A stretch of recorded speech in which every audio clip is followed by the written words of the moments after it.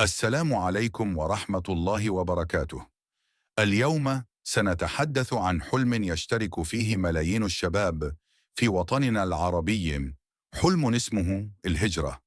كثيرون يتصورون أن الوصول إلى أوروبا، كندا أو أمريكا هو الحل لكل المشاكل. يرون في تلك البلدان الجنة التي ستنقذهم من واقعهم الصعب.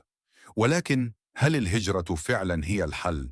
أم أنها كابوس جديد يضاف إلى كوابيس البطالة والفقر والظلم؟ في مخيلة الشاب، الهجرة تمثل الخلاص. الخلاص من الفقر، من التهميش، من الإحباط، من وطن لا يمنحه فرصة ولا كرامة. يقول لنفسه: فقط أصل وأبدأ من جديد، أعيش بكرامة. لكن عندما يصل، يكتشف أن الواقع مختلف تماما.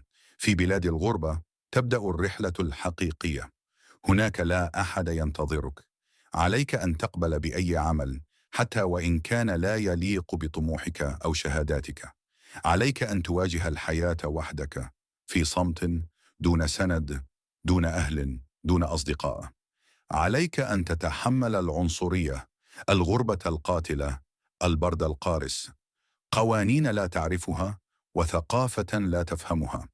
وتأتي لحظة قاسية، تسأل نفسك فيها: هل أنا حي فعلا، أم أنني فقط أركض لأبقى على قيد الحياة؟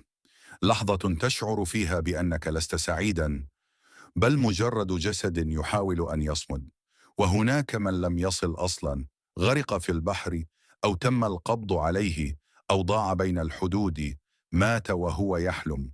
لكن السؤال الصعب هو: هل كنا نهرب من بلادنا، أم كنا نهرب من أنفسنا؟ أنا لا أقول إن الهجرة سيئة. هناك من نجحوا وغيروا حياتهم وبنوا مستقبلا جميلا في الخارج.